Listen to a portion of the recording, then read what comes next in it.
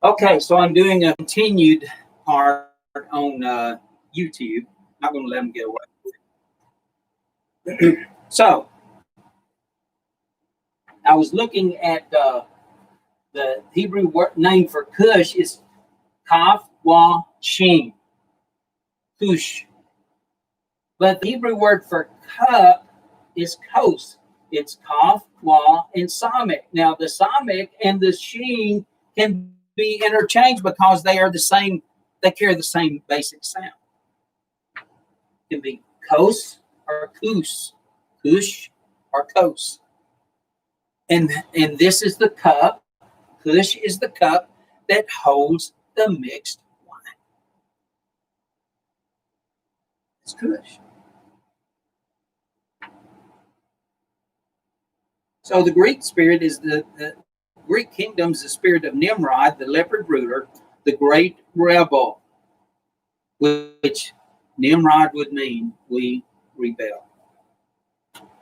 Now, let's keep reading here in Daniel chapter 7, verse 7. After this I saw in the night visions, and behold, a fourth beast, dreadful and terrible and strong exceedingly, and it had great iron teeth. There you go with the iron. We've already covered that. Harzel and Barzel, but it's a kingdom of idolatry. It's the latter days kingdom of idolatry. And it devoured and brake in pieces and stamped the residue with the feet of it, and it was diverse from all the beasts that were before it, and it had 10 horns. And I considered the horns, and behold, there came up among them another little horn, before whom there were 3 of the first horns plucked up by the roots. And behold, in this horn were eyes like the eyes of a man, and a mouth speaking great things. So the first kingdom is given, Babylon is given the heart of a man. Now you got the eyes and the mouth of a man. But he's seeing things only as, he's understanding and seeing things only as a man can. He cannot see them through the Spirit of Yahweh. And then he says in verse 9, to show you, brethren, that this kingdom continues. This is the Roman kingdom, and it continues until Yahshua, because verse 9 says, I beheld till the thrones were cast down, and the Ancient of Days did sit, whose garment was white as snow, and the hair of his head like pure wool. His throne was like the fiery flame, and his wheels as burning fire. So this kingdom rules until Yahshua returns. Okay, so that's Rome. That's the kingdom that we are under today. Now, the 3 horns. It had 10 horns. Okay, 10 horns are 10 kings. Alexander was a horn. We're going to find that out in Daniel chapter 8. But the horns are kings. And there were 7 kings who established Rome. And those kings were Romulus. He was the first one, and he was deified. Hostilius was the second. Ancus Marcus the third. Titus Tatius the fourth. Numa Pamphylia the fifth. Servius well, wait a minute. I only got 6. Let me see here. I've left one out somewhere. There's Romulus, Hostilius, Ancus Marcus, Titus Tatius, Numa Pamphylia. That's one I left out, I believe. Romulus? Huh? No, not Numa Pamphylia. I've got that one. Tarquinius, here it is. Tarquinius Priscus. I left him out. And then the last one, the 7th one, was Servius Tullus. Servius Tullus. Those were 7. Now those couldn't be pulled up because they had already founded Rome, and Rome had continued as a republic up until the day of Julius Caesar. Well, the other 3 horns was a triumvirate. It was the triumvirate that began to rule at the end of the Roman Republic before it became an empire, or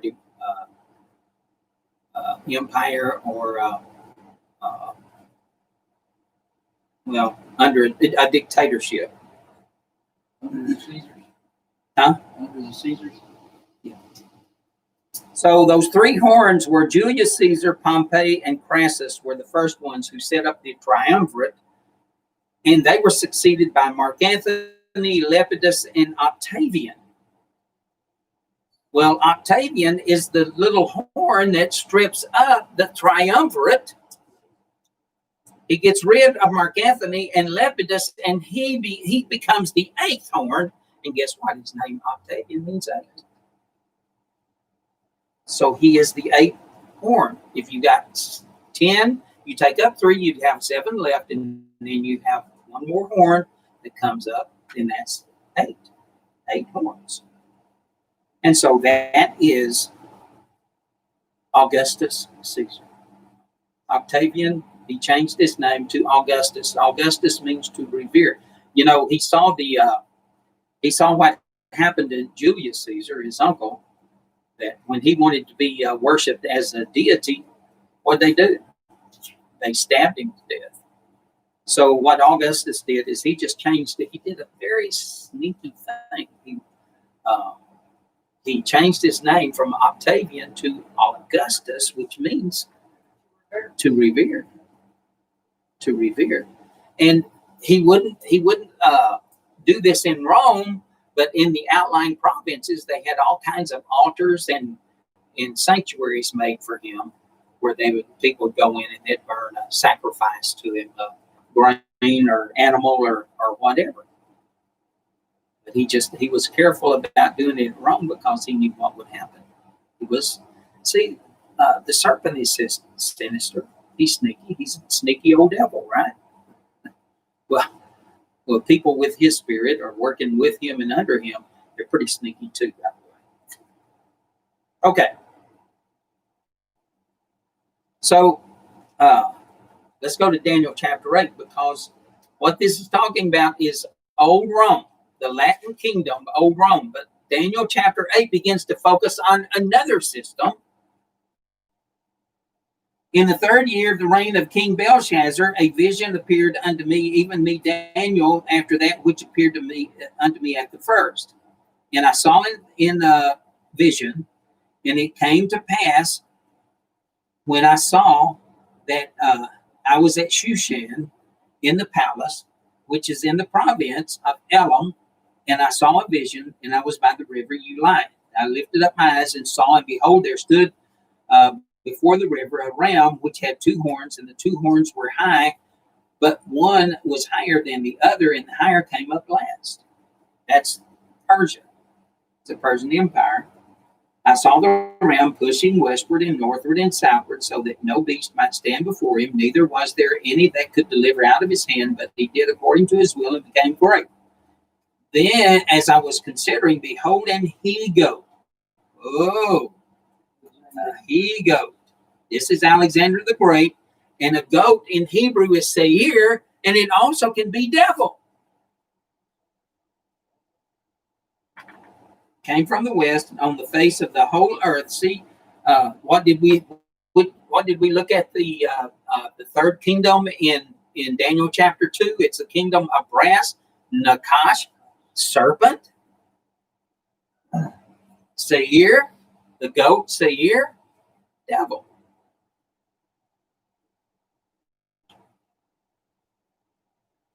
I was considering, behold, the he-goat came from the west on the face of the whole earth and touched not the ground.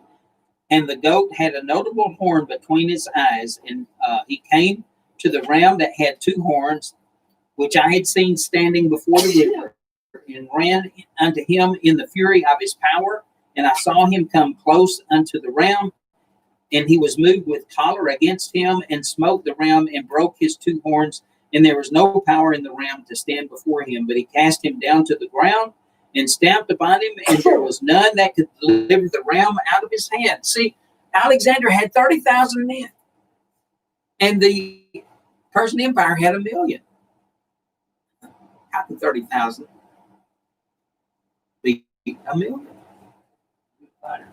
Yahweh gave them the power to do it. Therefore, the he-goat waxed very great, and when he was strong, the great horn was broken. So this is the death of Alexander. And for it came up 4 notable ones toward the 4 winds of heaven. So here you go. You got the 4 kingdoms. The kingdom of Alexander was broken into 4 kingdoms. And that's what we were looking at for the Greek, for the leopard kingdom. He had 4 wings, had 4 heads, 4 wings. So you got 4 horns.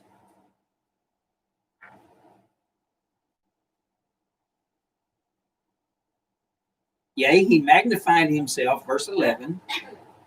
Well, let's see. Did I read verse 10 yet? No, you didn't read verse 9. I didn't even read verse 9, did I? And out of one of them came forth a little horn, which waxed great, exceeding great, toward the south, and toward the east, and toward the pleasant land.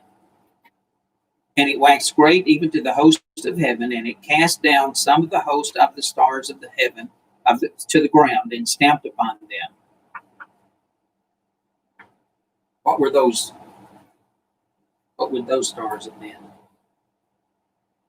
Israelites. Would that not have been some of the stars of heaven? Well, when you go to the book of Revelation, you got the serpent, and he pulls a third of the stars with him. Well, who were they then? The stars were Israel. Judah, Joseph's dream, Joseph's song. Jacob was the sun, Leah was the moon, and the children of Israel were the stars. So Judah had actually 4. It was Judah, Benjamin, Levi, and then you had half tribe of Simeon, I think it was. Half tribe of Simeon. So we had 4.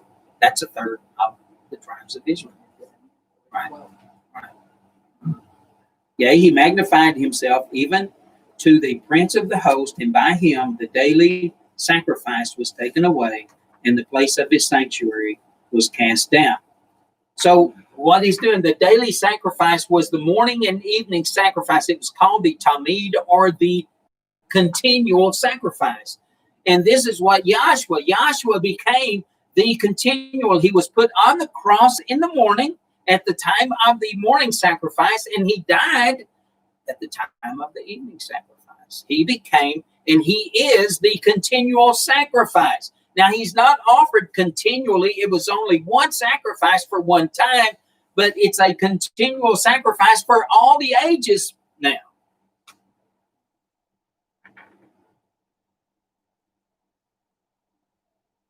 And what happened? He takes it away. Isn't that Antonius and Epiphanes? That was From the Maccabees? well, it was Antiochus. Yeah, Epiphanes. Epiphanes. Well, he's a forerunner of this one here. This is a forerunner, but the real one was the real horn that comes out of this one is Constantine. Because Constantine, he dissolved the Roman government in old Rome, and he moved it to Constantinople, which was Greek. And so you had a Latin half of the Roman Empire, and you had the Greek half of the empire. The Greek was in the east, and the Latin was in the west.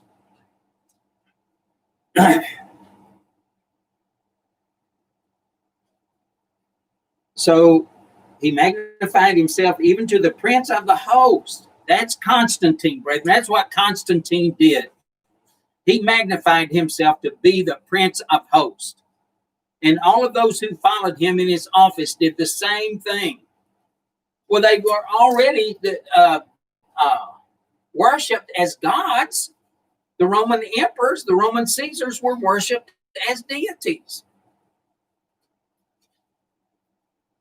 And so was Constantine. And he, once again, used the subtlety of the serpent to cause people to worship him. He magnified himself even to or as the Prince of Hosts, and by him the daily sacrifice was taken away, the continual sacrifice, and the place of his sanctuary was cast down. And an host was given him against the daily sacrifice by reason of transgression, and it cast down the truth to the ground, to the earth, and it's practiced and prospered. He stamped on the truth.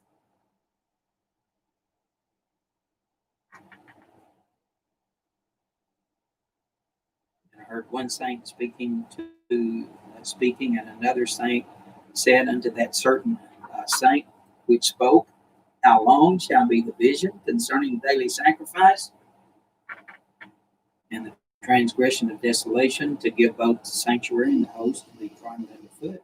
He said 2,300 days. Then it'll be cleansed. I'm not going to get into that.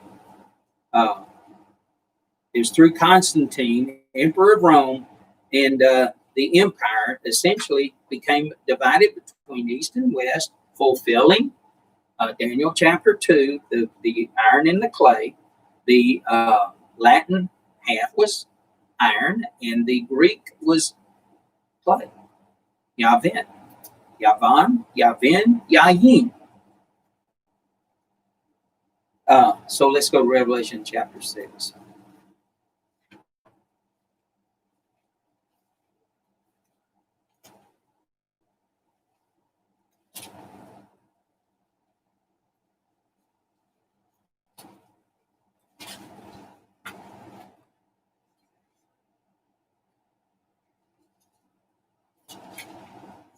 See, all this time, brethren,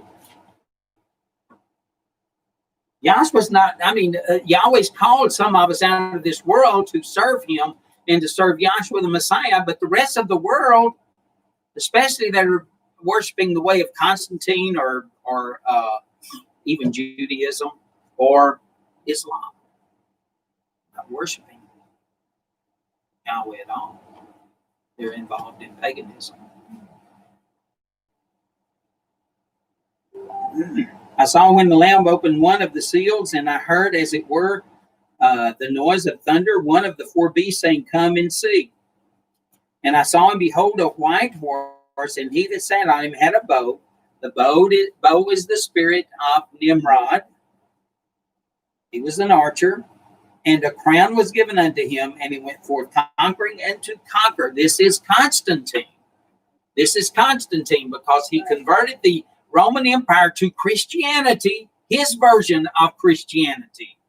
And then he went out, sent his emissaries out to conquer the world.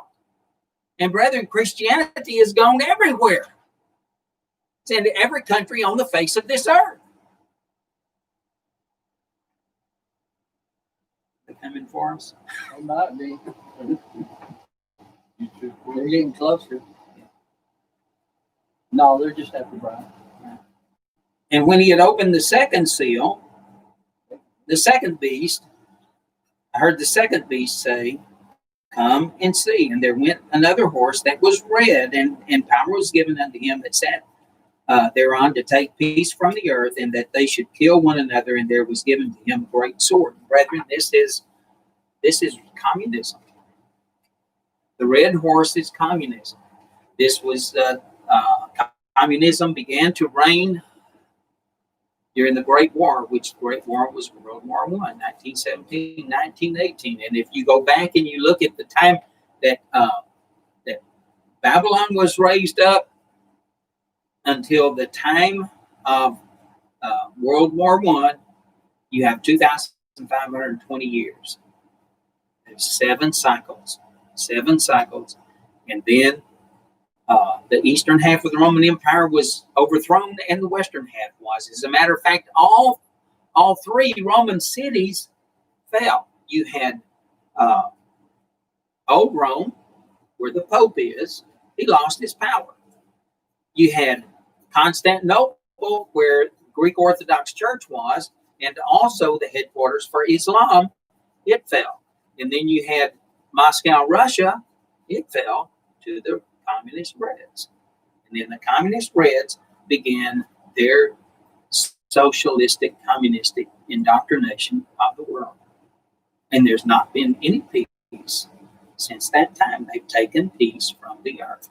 And who did it come through? Who did communism come through? Yeah, Jewish. Marx and Engels. They were Jews. And so I look at his first seal, he's coming forth from Constantinople. The second seal, he's coming out of Moscow, Russia.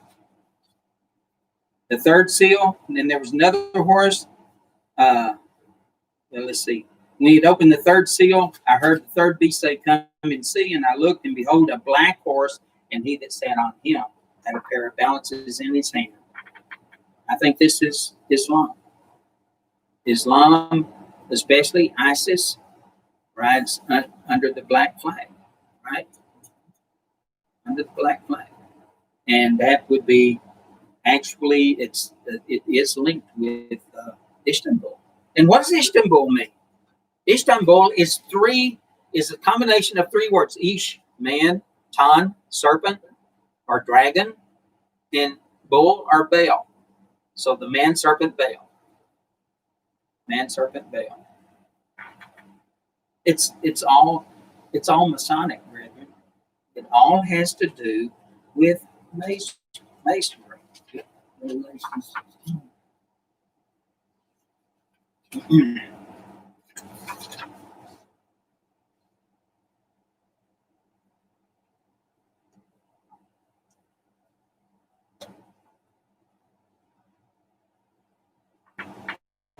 So the ruler of the western kingdom of Rome was the Kaiser or Caesar. The ruler of the eastern kingdom was the Tsar, Khazar, C-Z-A-R, or Tsar, T-S-A-R. Remember in Nebuchadnezzar's name?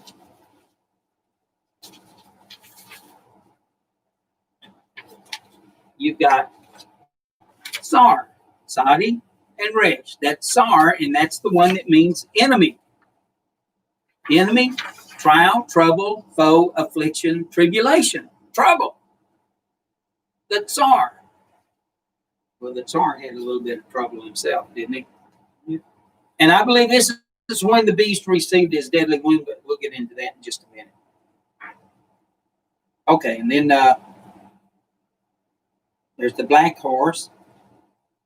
And I beheld, and lo, a black horse, and he that sat on him had a pair of balances in his hand. And I heard a voice in the midst of the four beasts say, a measure of wheat for a penny, and 3 measures of barley for a penny, and see you hurt not the oil and wine. This is basically talking about famine. And what does Islam do? They destroy. They destroy, but they do not have the means to rebuild.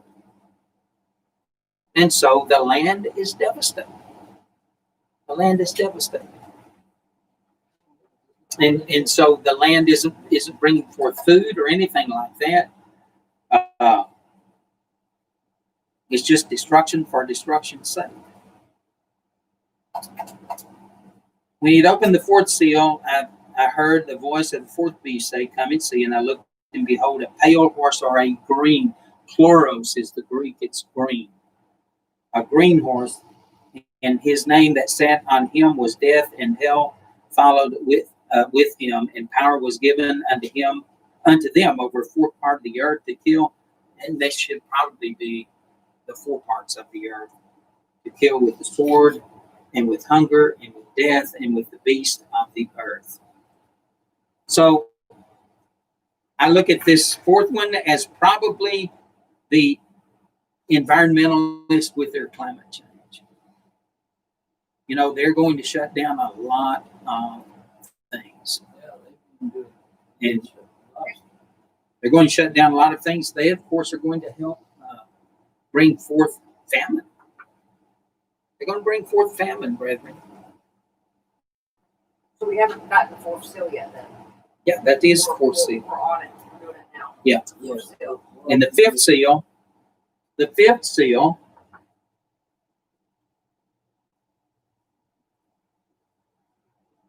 When he had opened the, well, let's see, wait a minute. You're right, number 9. Yeah. When he had opened the fifth seal, I saw under the altar the souls of them that were slain for the word of Yahweh and for the testimony which they held. What was the testimony? It's the witness of Yahshua the Messiah. And they cried with a loud voice, saying, How long, O Yahweh, holy and true, do you not judge and avenge our blood on them that dwell on the earth? And white robes were given unto them, every one of them. And it was said unto them that they should rest yet for a little season until their fellow servants and their brethren that should be killed as they should be fulfilled. That is the fifth seal, and that's coming because, brethren, if you listen to what the Democrats are saying, and this would be for all through the world, if you're listening to what they're saying, when they get back in power, they're going to do away with the Republicans, all Trump supporters. If you were a Trump supporter, which I'm not, but I mean, I sure don't support them. I support the good news of the kingdom of heaven and Yahshua the Messiah and Yahweh. Not that I have to support them; they support me. But Yahweh's people, you're going to be given an opportunity. I have here. Now, there was a nurse that done a report that says anybody that got COVID can come in and see it, but if you got it by going to a church, you have no right to no medical, no nothing. I'm like, what? Here's this is a picture of a young man with he's painted his face red and he's got horns on his head. Representative of the devil. The heading is Nationwide Luciferian March Rollout on June 21st during Solar Eclipse Ring of Fire. And that's tomorrow. That is tomorrow. And by the way, it'd be on the appropriate day, Sunday. After they didn't try to do it yesterday. Or today. Instead of Juneteenth. Yeah, right. After crazed leftists tore down virtually every historical statue in America, Satanists may be planning to erect Luciferian statues in their place. The Luciferian March for a One World Government will be held in at least 9 U.S. cities on June 21st during a solar eclipse. The marches are intended to create chaos. Isn't that what Satan does? And it has been, and of course, that's what Masonry does too, by the way. The Freemasons, their motto is Ordo ab chaos, order out of chaos.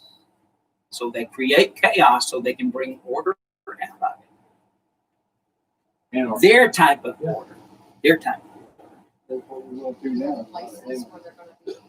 Yeah, I've got them out. Okay, so I have it here. The marches are intended to create chaos, and it has been speculated by some that demonstrators may even try to erect satanic monuments at existing sites where Confederate or other allegedly racist statues have been torn down.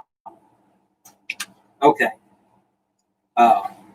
Going to be in Jacksonville, Florida, Raleigh, North Carolina, Cincinnati, Ohio, Columbus, Ohio, Washington, D.C., Madison, Wisconsin, Buffalo, New York, Niagara Falls, New York, and Salem, Oregon. I got more than that. I've got Jerusalem, JM Israel on Monday, June 22nd.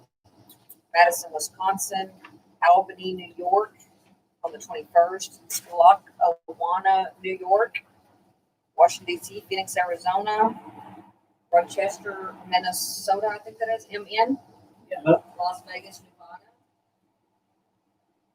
Niagara Falls, New York. Toronto, Canada. Didn't realize there were so many Satanists out there. Oh yeah, well, that's who the Masons worship is Lucifer. Okay, so, and the final thing that they had there was by this guy right here. You may not be able to see his face, but his name is, I can read it, Daniel Spangler. And here's what he says. No one will enter the New World Order unless he or she will make a pledge to worship Lucifer. No one will enter the New Age unless he will take a Luciferian initiation. This is the fifth seal, brethren. The fifth seal is coming. That's where we are today in today's idolatry. I want to run over here to Revelation 13. This will be about probably the last reference. Okay, Revelation 13. And I stood on the sand of the sea and saw a beast rise up out of the sea, having 7 heads and 10 horns, and upon his crowns, or his horns, 10 crowns, and upon his heads the names of blasphemy. What sea is this? It'd be the Great Sea, the Mediterranean. The beast is basically, there's 7 kingdoms. So you've got Babylon, Persia, Greece, and Rome. Babylon, Persia, Greece, Rome, and then you got Romanova, and then so I can only come up with 6. So we've got a 7th one that's coming. Yeah, a resurrection of the beast power. I should have looked at this a little closer, but man, I didn't have time. But anyway, 10 horns and 10 crowns upon his heads. Upon his heads, the names of blasphemy. The beast which I saw was like unto a leopard, Nimrod, and his feet were as the feet of a bear. That's the Medo-Persian Empire. And the leopard is Greek, the Macedonian Greek. And his mouth is as the mouth of a lion. That's Babylon. And the dragon gave him his power and his seal and great authority. So it's the beast, and his amalgamation is the lion, Babylon, the bear, Persia, and the leopard, Greece. And the beast is Rome.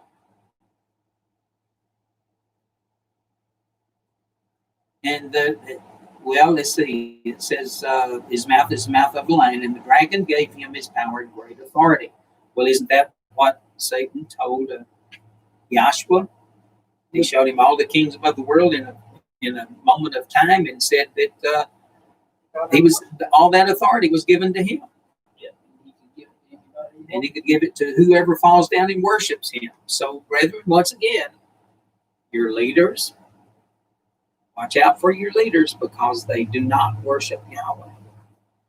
They worship Lucifer. And I saw one of the heads, as it were, wounded to death, and his deadly wound was healed, and all the world wondered after the beast who was wounded.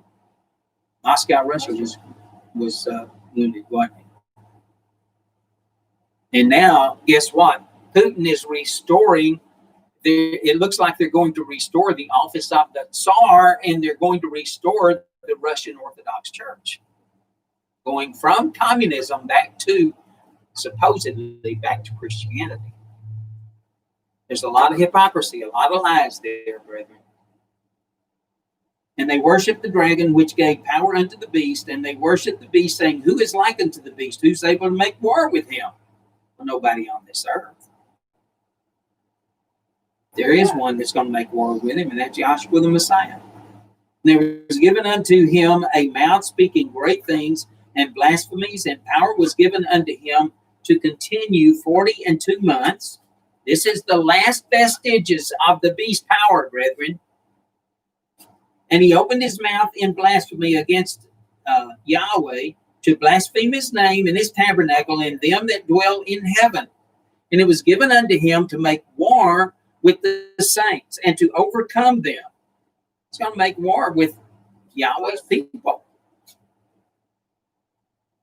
And to overcome them, he's going to kill them.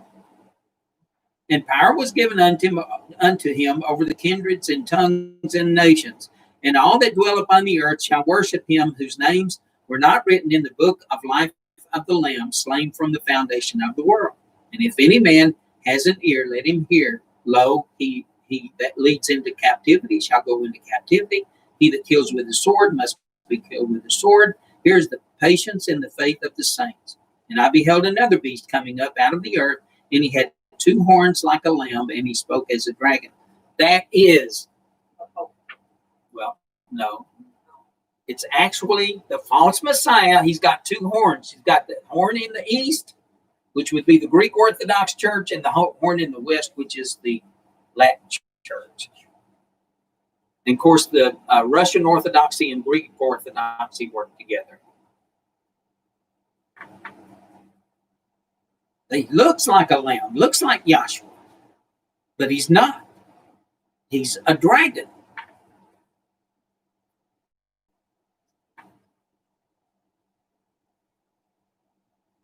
When he speaks like a dragon.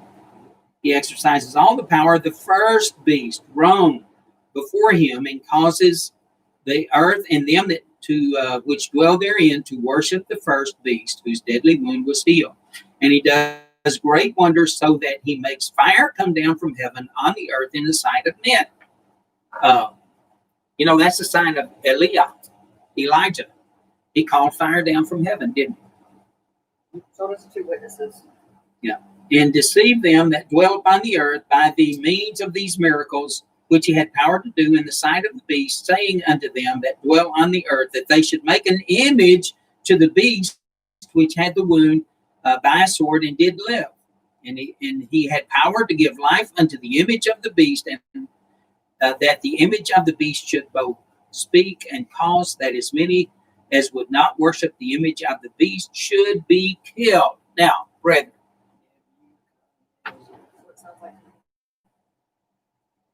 have you noticed what Christianity did?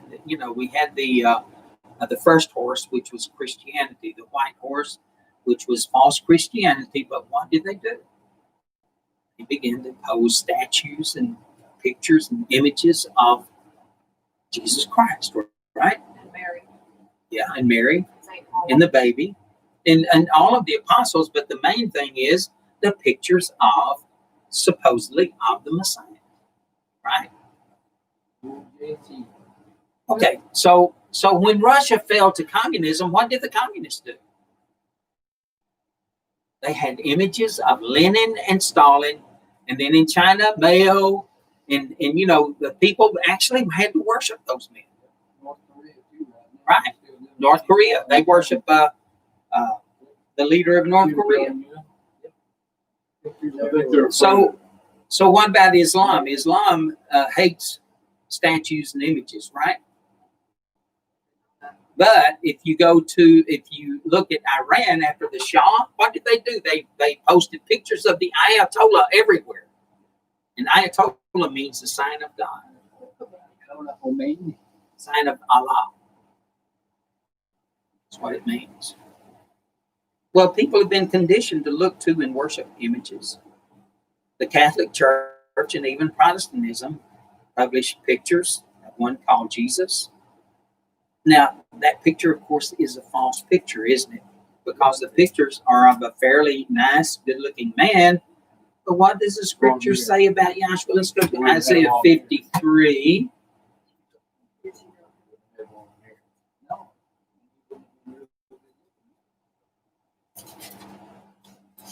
Isaiah 53 and let's just pick it up in verse 1. Who has believed our report, and to whom is the arm of Yahweh revealed? For he shall grow up before him as a tender plant, and as a root out of a dry ground. He has no form nor comeliness, and when we shall see him, there is no beauty that we should desire him. I guess that picture of Jesus Christ is kind of desirable. I don't desire it. But he looks like halfway like a man and a woman. Got all that long hair hanging all over him. But they make him look fair. Make him into a nice looking man. Part man, part woman, I guess. Maybe he was transgender. I don't know. But that could not be a picture of Yahshua the Messiah. besides that, Yahweh's command is, you shall make no Right. graven image of anything in heaven above, or in the earth beneath, or in the waters under the earth. Right. Bow down to it. That's right. He didn't set out for no stone carving. So, brethren, the world has been conditioned to adore their saviors, their leaders, through images. And we have to not be deceived by all this. Yeah, there's going to come, the beast is going to arise out of the abyss, and the beast is going to publish an image that is probably an image like you've never seen before. It's gonna be of Jesus. Like you've never seen before. I mean, it may be of one called Jesus, but the image is going to have seeming to have some kind of special powers. You ever look up that word communist? And they're gonna understand, who are they? Huh? Who are these people right here? What people? Those are It the says, and there was given to him. Who is him? Because him is gonna give what spirit. verse are you looking at? You look in Revelation. 13, 15. What? Talking about the beast. Who is the one that's gonna give the image, make the image, and speaking cause to be killed? The people that are the leaders. Leaders, Satan give them his power and great authority. That's your leaders of the world right now. Just like the elite. And so you're saying history's gonna repeat itself, they're gonna erect a statue like Nebuchadnezzar, and they're saying Yeah. we have to bow down and worship. That's what Nebuchadnezzar did. And so the three, Yeah, I didn't get to put that into it because the message is already got a little bit on the long He's side. trying to tell you that this image of the beast of Christianity, is probably going to be none other than JC. And if you don't bow down for JC and all these little pictures, It's got to be the Or like the savior, mark. supposedly the savior, the leader of the kingdom. Mark Sunday. Yeah, the mark of the beast is Sunday. That word comeliness is adar. Idolatry. Behold the door and the head. it says a mark upon thy hand. That's not Sunday. Right? Yeah, it Or is. upon their Yeah, forehead. yeah. Because what do you do? What do they do on Sunday? Rest. Number one, Rest. they worship. You worship from here, and you quit. The mark is you don't work. Right. It's in your hand. You don't work. This is Hebrew idioms. Your head is your brain. And the mark on your hand is mean you cease from work. Like when you watch Cont. Exactly. Well, why are they trying to push an RFID chip that everybody has to take an RFID chip? Just so they can kill you with it. No, no, it's just It's not We're marked. gonna take it. It's just a damn chip. It's just a damn chip. Their mark is in the Hebrew. It's all part of the beast system, but it is not the mark. But we as believers, as true believers, are not supposed to take this RFID. I'm not going to take it. I mean, So, they'll have to hold me down and force it into me. but if we took, but I'm not gonna do it, but if someone decided, well, if it's not the mark, then I can do this RFID chip so I can be better, that's not the determinant. Oh, I think it's gonna be better.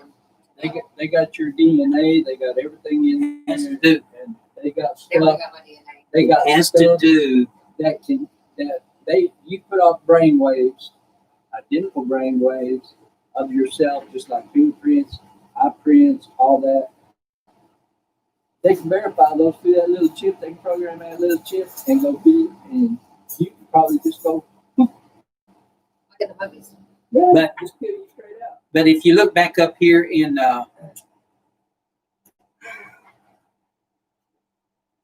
verse 8, all that dwell upon the earth shall worship him. It has to do with worship. 28 of what? 13:8.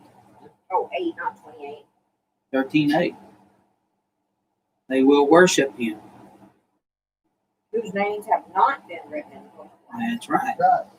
Okay, but right here it also says, and that no one should be able to buy or sell That's right. except that he have the mark.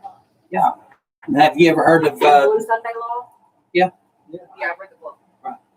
Everybody else don't understand. And rest on Sunday, you can't buy a soda trade. Oh, yeah, all the When I- places are closed on Sunday. When I was growing up, they rolled in the sidewalks Yeah. on Sunday. Right. Yeah.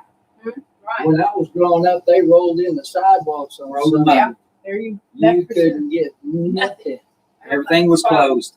And then finally, the rich merchants of the earth said, "Hey, wait a minute, They make money. We're losing stuff." So they relaxed. Don't think they won't bring. You had manufacturing that wanted to run. They wanted to run 7 days a week, 24 hours a day,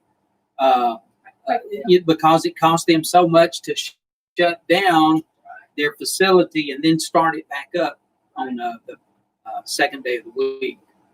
So they justified, they put money over the worship of the beast. But the thing about it is, it's going to come back.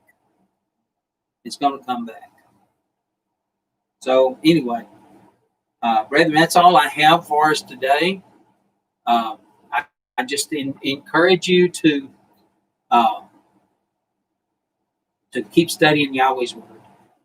Keep looking into Yahweh's word. Think about it. And if you find any special research or anything like that, hey, share it with us. Be glad to have it. Be glad to look at it and read it over. But that's basically all I have today. So I want to close with prayer.